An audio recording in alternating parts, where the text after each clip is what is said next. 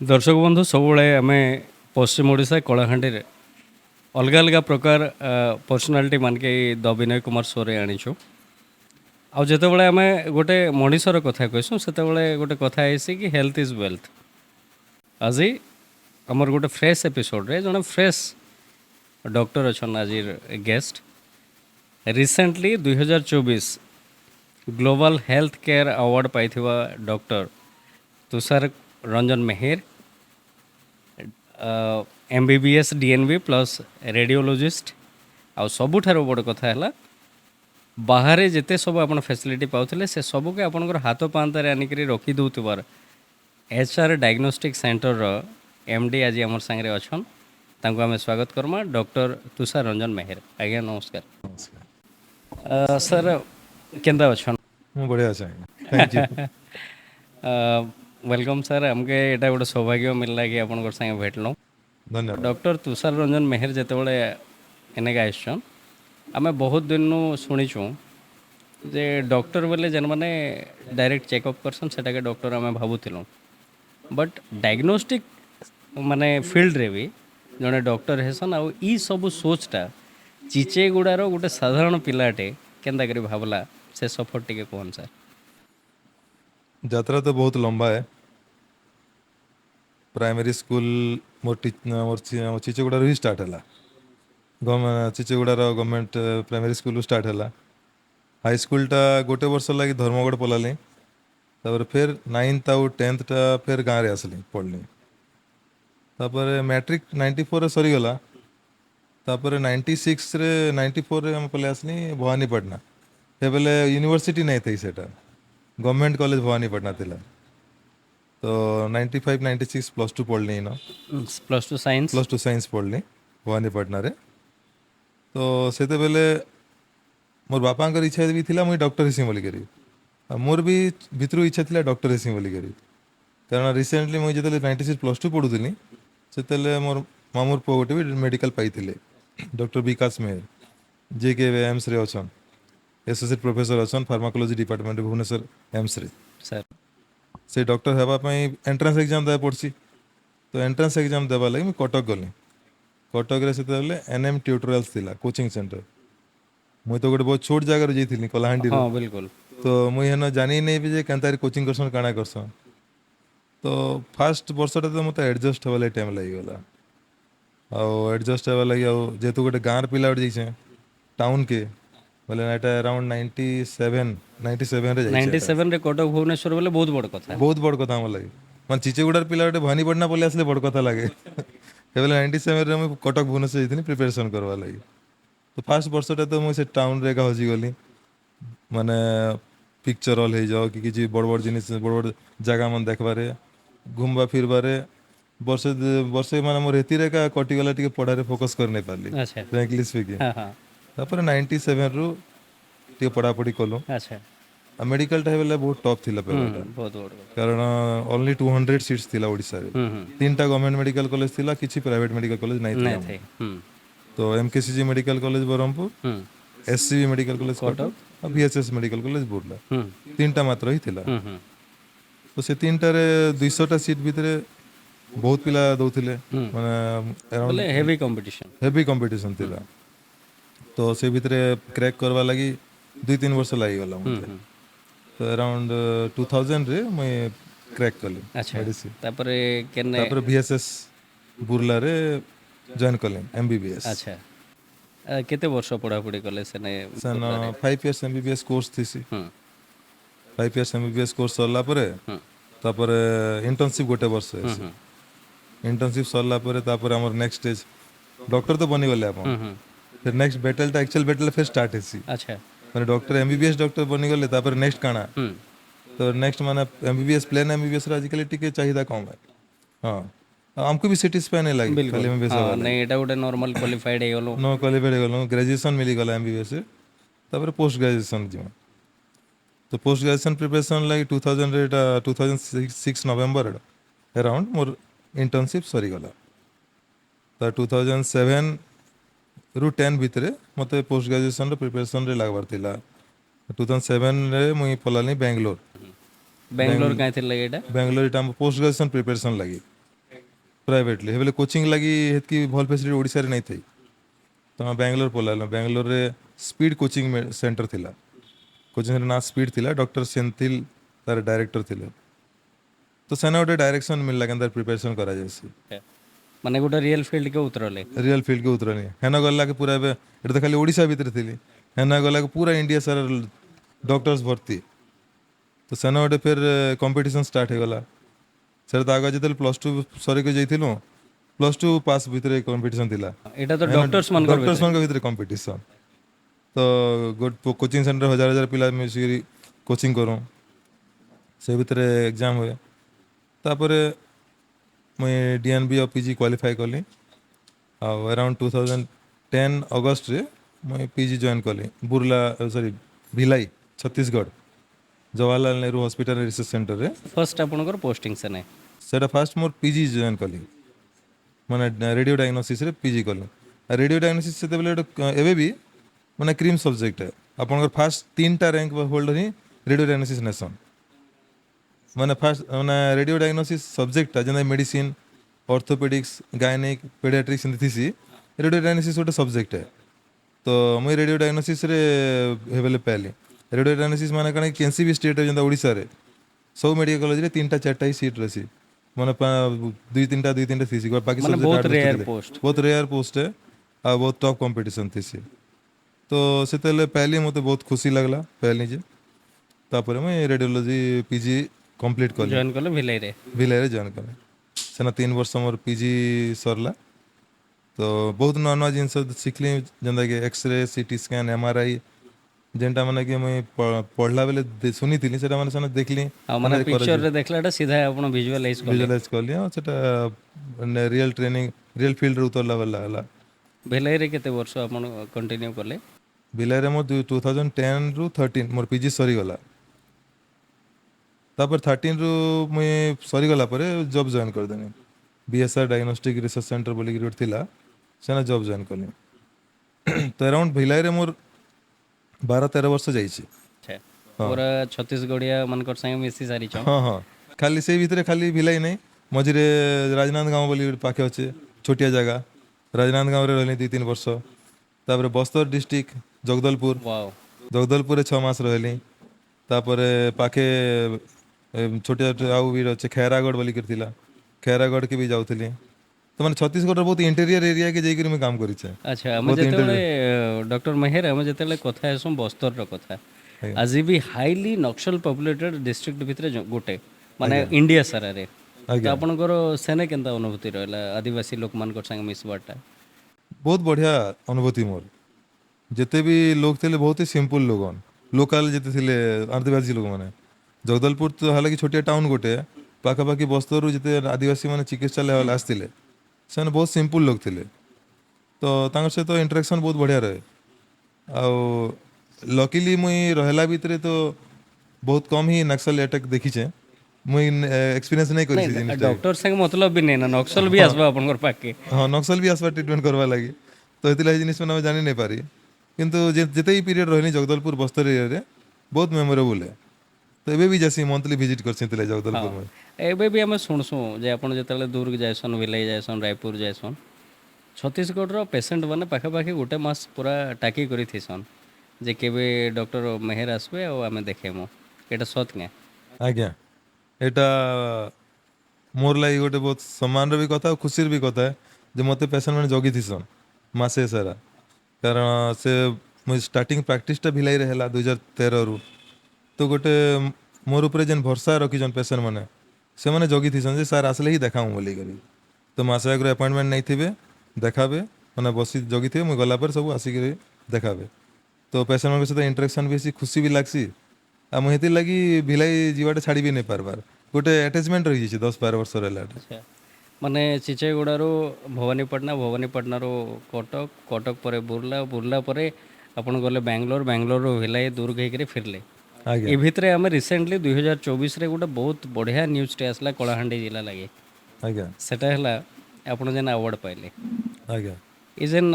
Global health care award 2024 ଆଉ ସେଟା ଫେର୍ ଗୋଟେ ଲେଜେଣ୍ଡ କ୍ରିକେଟର ଲେଜେଣ୍ଡ ଯିଏ ଅଛନ୍ ସୁନୀଲ ଗାଭାସ୍କର ତାଙ୍କର ହାତୁ ପାଇଲେ ଯାହାକି ଆପଣ ଟିଭିରେ ଦେଖୁଥିଲେ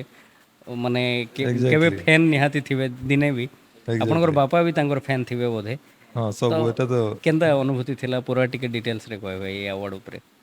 ବହୁତ ବଢ଼ିଆ ଅନୁଭୂତି ଥିଲା ମାନେ ମୁଁ କେବେ नहीं ଭାବିଥିଲି ଲାଇଫରେ ଯେ ସୁନୀଲ ଗାଭାସ୍କର ଭେଟବି ବୋଲି କରି କାରଣ କେବେ ତ ଅପରଚ୍ୟୁନିଟି नहीं मिलते କ୍ରିକେଟ ମ୍ୟାଚ୍ ଦେଖି ଯାଉଁ କିନ୍ତୁ ସୁନୀଲ ଗାଭାସ୍କର ଆମେ ଜନ୍ମ ହେଲା ବେଲେ ସେ ଖେଳିଲେ ତାଙ୍କର ଡେବ୍ୟୁ କରିସାରିଥିଲେ ନା କାରଣ 71ରେ ତାଙ୍କର ବୋଧେ ଡେବ୍ୟୁ ଥିଲା ମୁଁ 79ରେ ଜନ୍ମ ହେଇଛେ ତ ଯେତେବେଳେ ଫାର୍ଷ୍ଟରେ ହଲ୍ରେ ସେ ଏଣ୍ଟ୍ରି ମାରିଲେ ଆମେ ସବୁ ବସିଛୁଁ ଯେତେ ଆୱାର୍ଡ଼ ମିଲବା ମୁଁ ଏକଲା ନେଇଥି ଅଲ୍ ଓଭର ଇଣ୍ଡିଆରୁ ଆସିଥିଲେ ମହାରାଷ୍ଟ୍ର ପୁନା ଚେନ୍ନାଇ ତାମିଲନାଡ଼ୁ ସବୁଆଡ଼େ ଆସିଥିଲେ ଡକ୍ଟର୍ସ ମାନେ ଯାହା ଯାକେ ଆୱାର୍ଡ଼ ମିଲବାର ଥିଲା ତ ଯେନ୍ତା ସୁନୀଲ ଗାଭାସ୍କର ଏଣ୍ଟ୍ରି ମାରିଲେ ସବୁ ଠିଆ ହେଲୁଁ କ୍ଲାପ୍ କଲୁଁ ୱେଲକମ୍ କଲୁଁ ତାଙ୍କୁ ବହୁତ ଖୁସି ଲାଗଲା ଯେ ଚାଲ ଆଜି ଅପରଚ୍ୟୁନିଟି ମିଲବା ତାଙ୍କୁ ଭେଟବା ଲାଗି ବୋଲିକରି ତ ତାପରେ ଆୱାର୍ଡ଼ ଆନାଉନ୍ସ ହେଲା ପରେ ମୁଇଁ ଷ୍ଟେଜ୍କେ ଗଲି ତାପରେ ସେ ନିଜେ ୱେଲକମ୍ କଲେ ୱେଲକମ୍ ଡକ୍ଟର ସାହେବ ବୋଲି କହିଲେ ତ ମୁଇଁ ହ୍ୟାଣ୍ଡସେକ୍ କଲି ଖୁସି ଲାଗଲା ତାର ସହିତ ହ୍ୟାଣ୍ଡସେକ୍ କଲି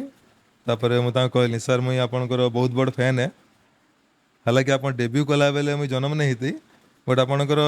क्रिकेटिंग रेकर्ड विषय मोर आइडिया अच्छे 71 रे आप डेब्यू करते अराउंड 770 रन खंडे आप डेब्यू रे मारी सो से डेब्यू सीरीज रे आप 4टा सेंचुरी गोटे डबल सेंचुरी मारी तो कहला के अरे वाह डॉक्टर साहब आप क्रिकेट भी देखते हो सेंता कहते हाँ क्रिकेट भी देखते हो हाँ सर मैं तो क्रिकेट का फ़ैन हूँ हालांकि आपका मैच देखने का मौका नहीं मिला बट मैं टीवी सब में देखा हो। हाँ टीवी में देखा हूँ आपको खेलते हुए बाकी तो सचिन सर इन लोगों का तो फैन है ही उनको तो बचपन से फॉलो कर रहे हैं कहले सेटा कहला कि से कहले थैंक यू डॉक्टर साहब थैंक यू वेरी मच तापर कंग्राचुलेसन कले आउ मुई कहली थैंक यू सर आउ नेक्स्ट जदि केबे मौका मिलो बेले डेफिनेटली ଆଉ ଥରେ आप भेट भेटवा लगी चाहेबी मुई कहली तापर तांको सर सेल्फी गोटे बोली कहला के हाँ सियोर कहले तापर तांकर सहित गोटे सेल्फी नेली तापर आसले एटा बहुत सुंदर अनुभूति तो आपन के ग्लोबल हेल्थ केयर अवार्ड जेन मिलला एटा काई थिर लाग मिलसी। এটা বেসিকালি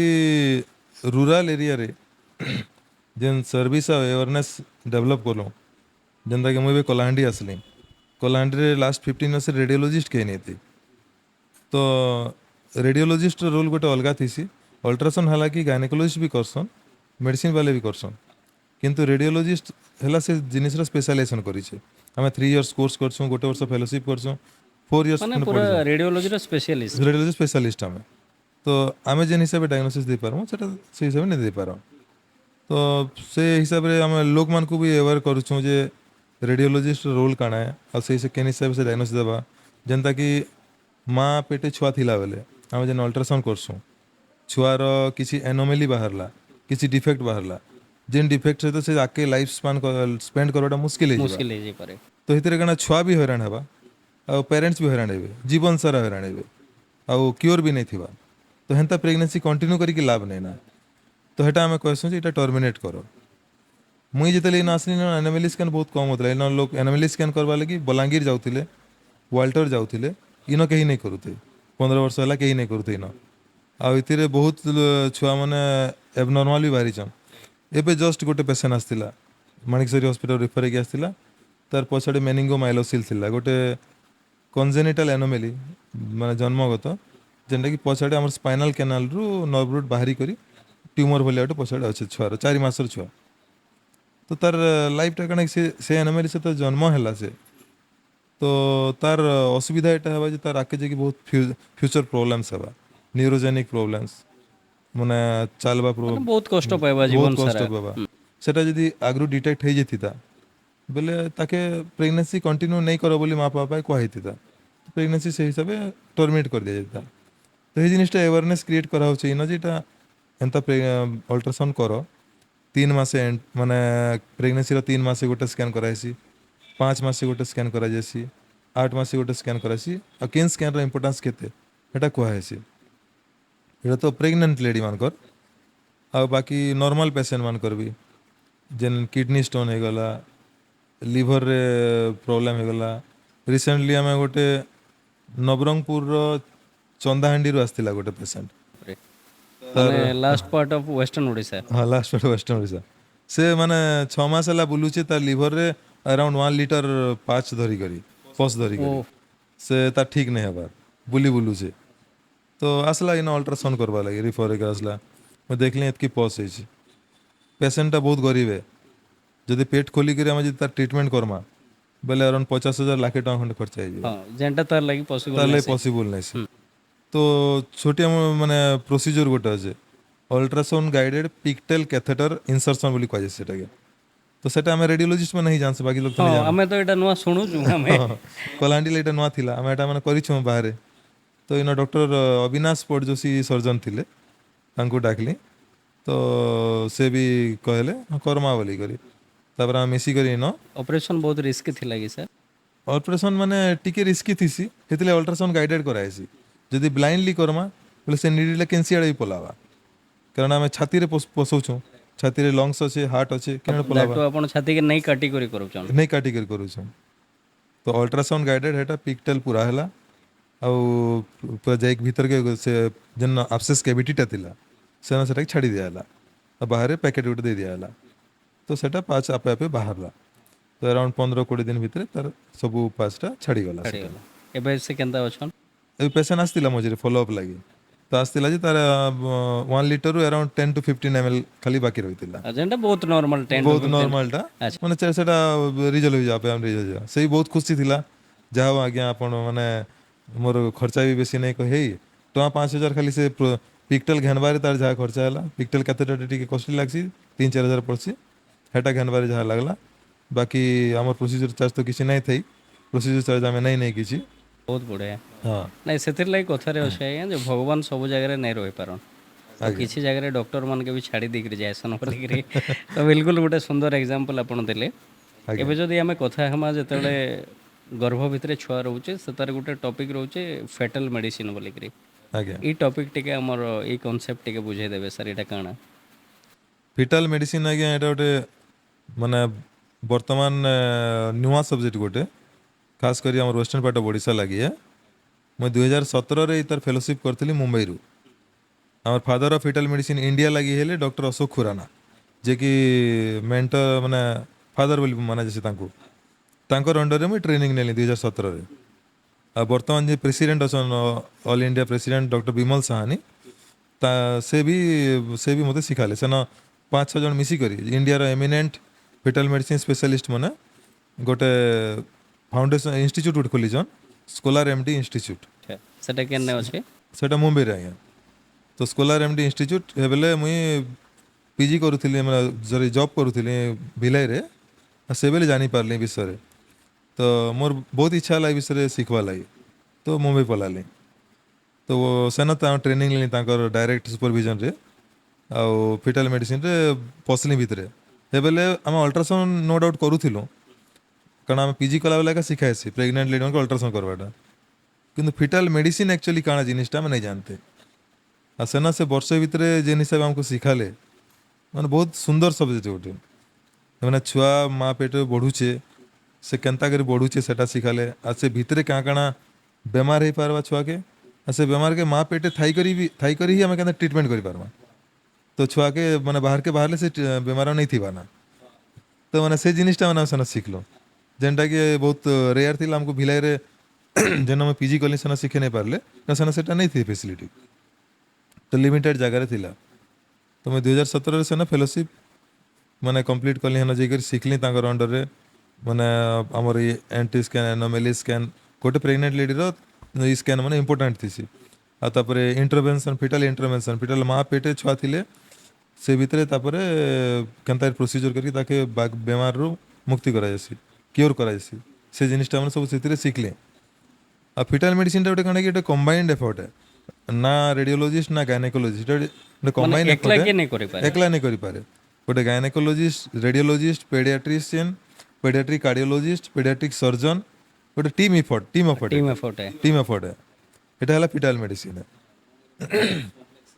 बहुत कॉम्प्लेक्सिटी भीतर जीवार अच्छे तार ही जगह जिनिसटा बुझी पारे गोटे टीम एफर्ट है गोटे टीम मिसिकरी गोटे छुआ के माँ पेट्रु टार्गेट थी आमर एम थी गोटे हेल्दी मदर हेल्दी बेबी सेटा है आम टार्गेट फिटाल मेडिसिन से हिसाब से मुझे शिखिकर आसली 2017 और आसिक मुझे भिलाई दुर्गर पायोनियर है मैंने भिलाई आउ दुर्ग कहीं नहीं शिखी थे ମାନେ ଛତିଶଗଡ଼ର ଭିଲାଇ ଦୁର୍ଗରେ ମୁଇଁ ଫାର୍ଷ୍ଟ ଷ୍ଟାର୍ଟ କଲି ଫିଟାଲ ମେଡିସିନଟା ଆଉ ଫିଟାଲ ଇକୋଟା ଛୁଆର ସେବେଲେ ହାର୍ଟ ଭିତରେ ଯେନ୍ ଦିଲ ମେ ଛେଦ ହେ ବୋଲସନ୍ ଫିଲ୍ମ दिल ଦେଖିଥିବେ में ଆପଣ छेद है राइट ବହୁତ ଗୁଡ଼ା ଫିଲ୍ମରେ ଆପଣ ପାଇଥିବେ ଏଇଟା दिल में छेद है कि काଣା କରୁଛନ୍ ଆପଣ ସେ ଦିଲ ମେ ଛେଦ ହେକେ ଆମେ ଭିଏସଡି ବୋଲସୁଁ ଭେଣ୍ଟ୍ରିକୁଲାର ସେପ୍ଟାଲ ଡିଫେକ୍ଟ ତ ମାନେ ହାର୍ଟର 4ଟା ଚେମ୍ବର ଥିସି 2ଟା ଚେମ୍ବର ଭିତରେ ପର୍ଦା ଗୋଟେ ଥିସି ତ ସେନ କଣା ହେଇଗଲେ ଏଟାକେ ଦିଲ ମେ ଛେଦ ହେ ବୋଲସନ୍ ତ ସେଟାକେ ଆମେ ମା ପେଟୁ ଏକା ଜାଣି ଯାସୁଁ ଫିଟାଲ ଇକୋ କରସୁଁ ଫିଟାଲ ଇକୋରେ ଛୁଆର ହାର୍ଟର ଏକ୍ଜାମିନେସନ୍ କରସୁଁ ଆଉ ହେନ୍ତି ଦିଲ ମେ ଛେଦ ଯେନ୍ଟା ଜଣା ପଡ଼ିଯାସି ଆମେ ଆଗରୁ ହିଁ ଜାଣି ଯାସୁଁ ତ ଛୁଆ ହଁ ତାର କ୍ରାଇଟେରିଆ ଥିସି ଯଦି 2 mm ରୁ ବିଲୋ ଅଛେ ତ ସେଟା ଅଟୋମେଟିକଲି 90% କେସରେ ରିଜଲ୍ଭ ହେଇଯାସି 2 mm ରୁ 4 mm ଯଦି ବେଶୀ ହେଲା ଆଉ ଅଲଗା କିଛି abnormality ନାଇଁ ନା ବୋଲେ ସେ ଛେଦଟା ଡେଲିଭରି ପରେ ଟ୍ରିଟମେଣ୍ଟ ହେଇଯାସି ତାର ସହିତ ଯଦି ଅଲଗା ହାର୍ଟର abnormally ଆସୋସିଏଟେଡ୍ ନାଇଁ ସେ ବେଲେ ବାକି ହାର୍ଟର ତ ବହୁତ ଗୁଡ଼ା କମ୍ପ୍ଲେକ୍ସ ଏନୋମାଲି ଗୁଡ଼ା ଅଛେ ତ ସେଟା ଯଦି ଥିବା ବେଲେ ଆମେ ଟର୍ମିନେଟ୍ କରିଦେବା ଲାଗି କହେସୁଁ କାରଣ ସବୁ ସେ ଏତେ ଖର୍ଚ୍ଚ ବି ବିୟର ନାଇଁ କରିପାରନ୍ ଆଉ ଛୁଆ ବି ବହୁତ ହଇରାଣ ହେସି ସେ ଜିନିଷଟା ସେଟା ତ ହାର୍ଟର ଗଲା ବାକି ଜିନିଷ ବି ଅଛେ ଫିଟାଲ ମେଡିସିନରେ ଛୁଆର ବ୍ରେନ୍ ସ୍ପାଇନ୍ କିଡନୀ ମାନେ ଓଭରऑल ତାର ଟୋଟାल बॉडी रो अपन ଟୋଟାଲ ट्रीटमेंट ବଡିର ଆମେ ଏଟା ଚେକଅପ୍ କରସୁଁ ସେ ଜିନିଷଟା बहुत बढ़िया कॉन्सेप्ट कहले सर नया करी शुणनु आज फिटल मेडिसिन ଆଜ୍ଞା तो ଆପଣ ଚାହିଁଥିଲେ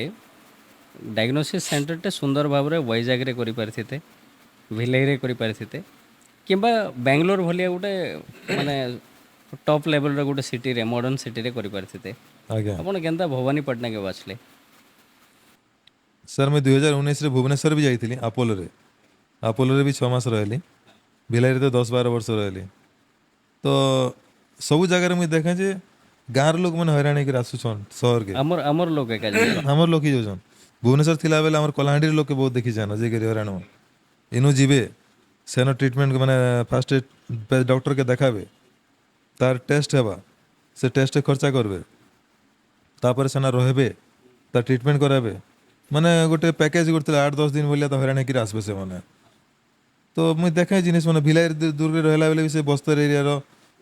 ଇଣ୍ଟେରିୟର ଲୋକ ମାନେ ଖैରାଗଡ଼ର ଇଣ୍ଟେରିୟର ଲୋକମାନେ ଆସିକରି ରାଜନାନ୍ଦଗାঁও ଡୋଙ୍ଗରଗଡ଼ର ଇଣ୍ଟେରିୟର ଲୋକମାନେ ଆସିକରି ଭିଲାଇ ଦୁର୍ଗକେ ଆସନ୍ ଦେଖନ୍ ତ ମୁଇଁ ଏଇଟା ବୁଝିଗଲି ଯେ ରେଡ଼ିଓଲୋଜି ଫିଲ୍ଡ ଗୋଟେ କାଣା କି ଟିକେ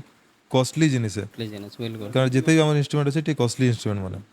ତ ସବୁ ଏଫୋର୍ଡ କରି ନେଇ ପାରନ୍ ତ ହେଥିର୍ଲାଗି ଏକା ଇଣ୍ଟେରିୟର ଏରିଆରେ କିଏ ଗୋଟେ ରେଡ଼ିଓଲୋଜି ସେଟଅପ୍ ପକେଇ ନେଇ ପାରେ ଫାର୍ଷ୍ଟ କଥା ତ ରେଡ଼ିଓଲୋଜିଷ୍ଟ ନାଇଁ ମିଲେ ହଁ ମିଳିଲା instrument ବେଲେ କି- ବି ଇନଭେଷ୍ଟମେଣ୍ଟ ହଁ ନାଇଁ କରିବେ ଇନଭେଷ୍ଟମେଣ୍ଟଟା ଧର ବିଜନେସମ୍ୟାନ୍ ଗୋଟେ କରିବି ଦେଲା ଗୋଟେ ବିଜନେସମ୍ୟାନ୍ ଅଛି ସେ ତାର ପାଖେ ପଇସା ଅଛି କରିଦେଲା ତ ଏତେ ଇଣ୍ଟେରିୟର କଲାହାଣ୍ଡି କି ରେଡ଼ିଓଲୋଜିଷ୍ଟ ଗୋଟେ ଆସିବାଟା ବି ମୁସ୍କିଲ କାହିଁ ଯାଇ ଆସିବେ ହଏ କାରଣ ତାଙ୍କର ଲାଗି ବାହାରେ ବହୁତ ସ୍କୋପ ହେ ହଁ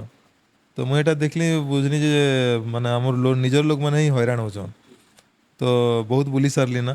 ଆଉ 2010ରୁ 14 ବର୍ଷ ବୁଲି ବୁଲି ଚାକିରି କରିସାରିଲି ନା ଏ ଭିତରେ ଅଲ୍ ଓଭର ଇଣ୍ଡିଆ ବାଙ୍ଗାଲୋର ହେଲା ପଣ୍ଡିଚେରୀ ହେଲା ଦୁର୍ଗ ଭିଲାଇ ଭୁବନେଶ୍ୱର ସବୁଆଡ଼େ ବୁଲି ସାରିଲି ନା କହିଲେ ନାଇଁ ଏଇଟା ନିଜର ଏରିଆ ଯିବା ଟାଇମ୍ ହେଇଗଲା ନା କାରଣ ମାଟି ଡାକୁଛେ ମତେ ମାନେ ଗୋଟେ ପ୍ରକାର ମତେ ମାଟି ଡାକଲା ଯେ ଆ ବୋଲିକରି ତ ଟାଇମ୍ ଆସିଗଲା ବହୁତ ବୁଲଲୁ ନା ନିଜର ଲୋକର ଟିକେ ସେବା କର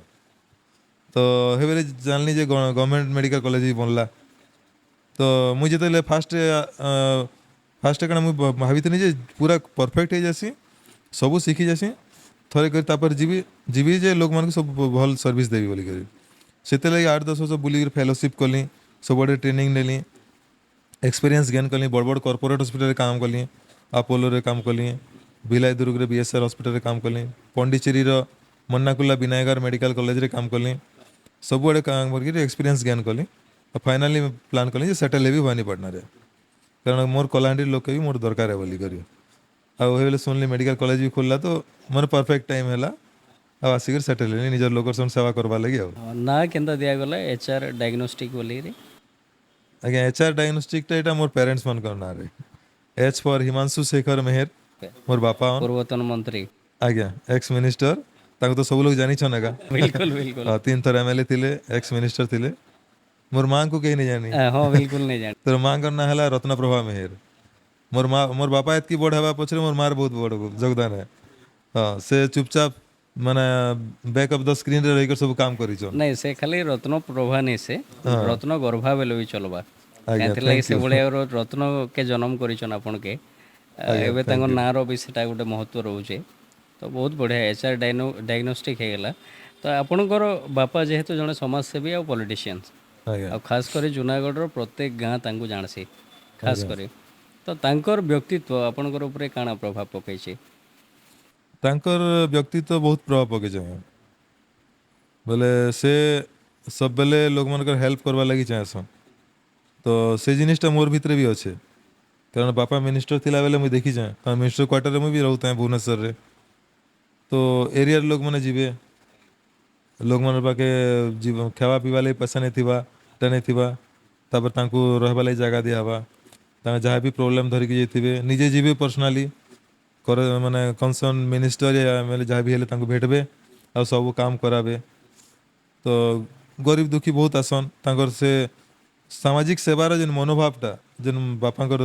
ଭିତରେ ଅଛେ, ସେ ଜିନିସଟା ମୋର ଉପରେ ବହୁତ ଛାପ ଛାଡ଼ିଲା। ତ ମୁଇଁ ପଲିଟିକାଲି ତ ଯାଇ ନାଇଁ ପାରିଲି, ତ ହେଲ୍ଥ ସେକ୍ଟର ସେଥିଲାଗି ହଁ ଏଇଟା ବି ପଶିଲି। ସମାଜ ସେବା, ଏଇଟା ତ ବହୁତ ଏଇଟା ବି ବଡ଼ ଗୋଟେ ସେବା ପ୍ରକାର ହେ। ସମାଜ ସେବା। ତ ସେଇ ହିସାବରେ ମୁଇଁ ହେଲ୍ଥ ସେକ୍ଟର ଆସିକି ଲୋକଙ୍କର ସେବା କରିବି ବୋଲି ଭାବିଲି ଆଉ। ଆଜି ବାପା କେତେ ଖୁସି ଡକ୍ଟର ତୁଷାର ରଞ୍ଜନ ମେହେର ଉପରେ? ସେ ବହୁତ ପ୍ରାଉଡ ଫିଲ୍ କରସନ୍। ଯେତେବେଳେ ଏଇ ଆୱାର୍ଡଟା ପାଇଲି ସେ ବହୁତ ଖୁସି ହେଲେ, ମୋତେ ଫୋନ୍ କଲେ ସାଙ୍ଗେ ସାଙ୍ଗେ କଂଗ୍ରାଚୁଲେସନ୍ ବେଟା ବୋଲି କହିଲେ। ଆଉ ସେ ଖୁସି କରି ଫେସବୁକ୍ରେ ମାନେ ସୋସିଆଲ ମିଡ଼ିଆରେ ବି ଛାଡ଼ିଦେଲେ। ମୁଇଁ କହିଲି କାହିଁ ଛାଡ଼ିଲେ ଏତେ ଜଲ୍ଦି? ବୋଲେ ତୁଇ ଗୋଟେ ଏତେ ବଡ଼ ଆୱାର୍ଡ଼ ପାଇଛୁ, ଲୋକମାନେ ବି ଜାନନ୍ ଟିକେ ଯେ କଳାହାଣ୍ଡିରେ ବଡ଼ ବଡ଼ ଡକ୍ଟର ଆସିଲେ ନା,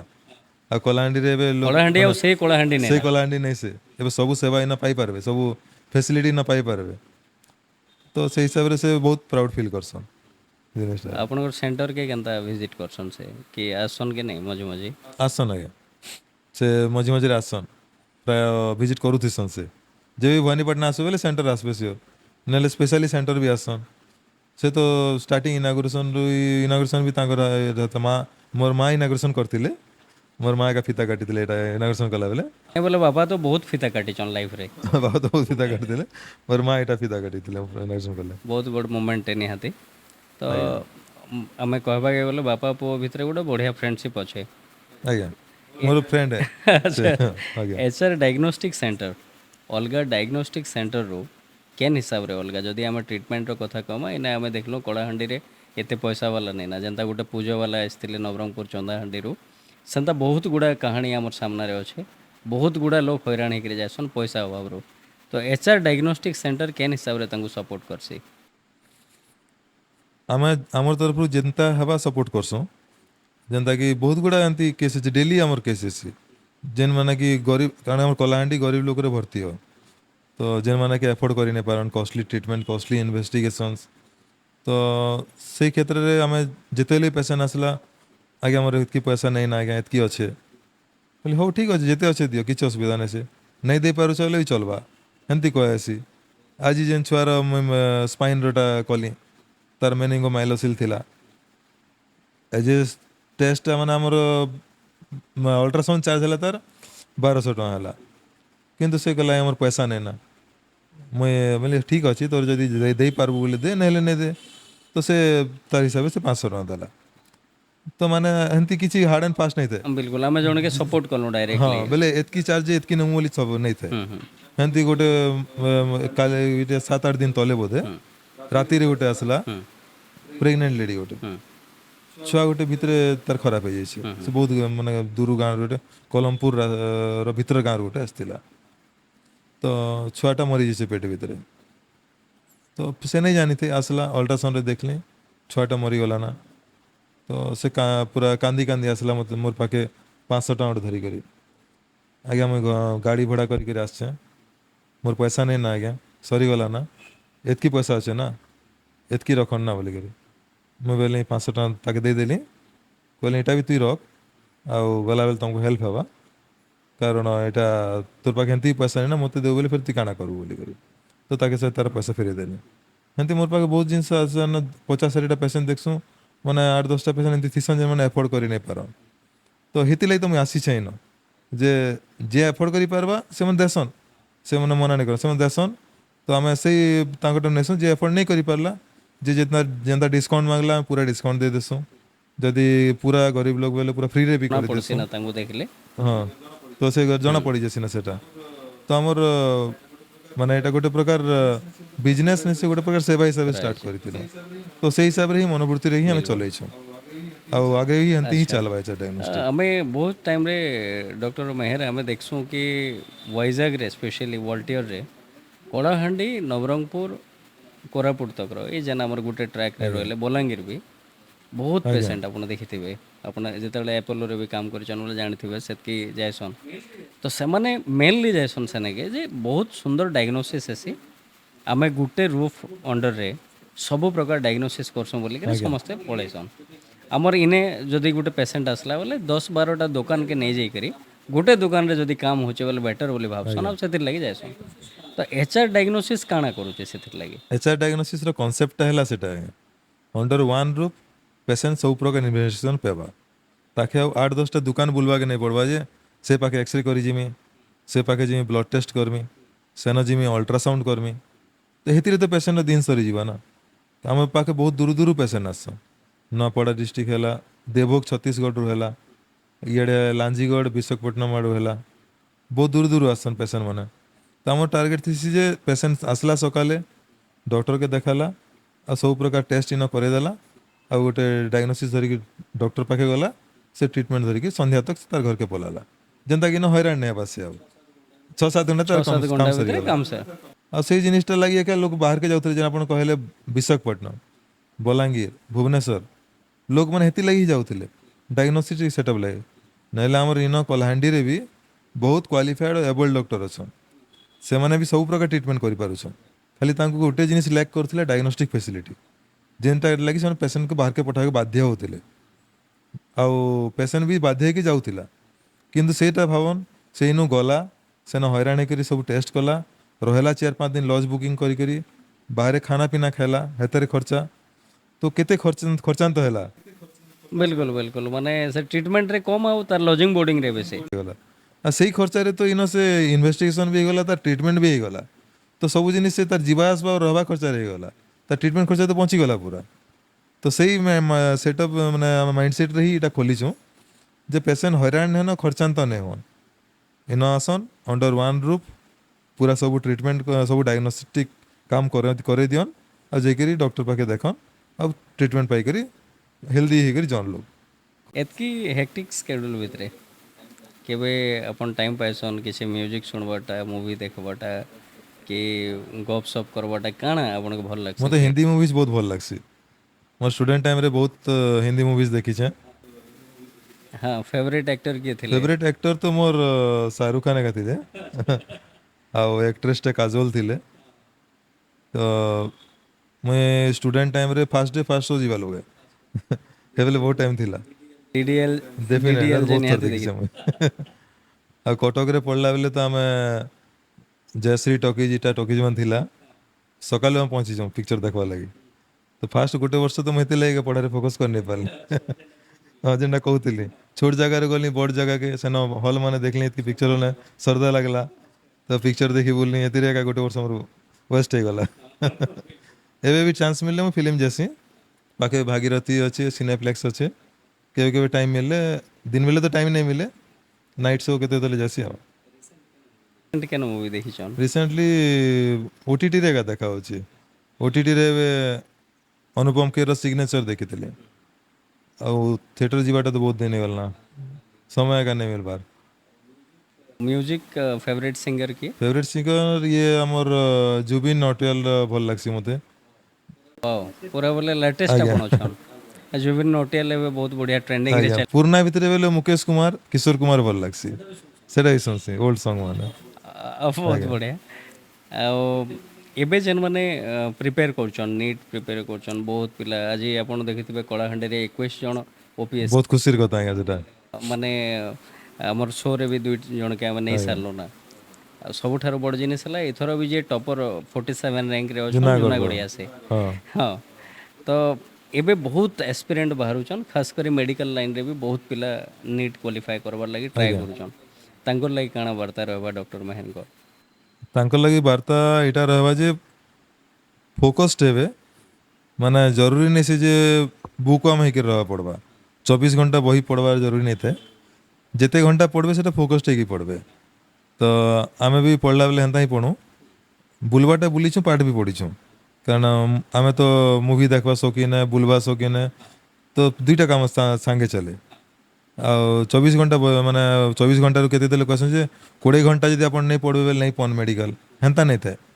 मेडिकल इंजीनियरिंग पेवा लगी कि आपण दिन को 8 घंटा 10 घंटा पढ़ले भी पाई पारबे किंतु फोकस्ड है जरूरी है जे आपण टारगेट के फोकस एम रखी सही हिसाब पढ़न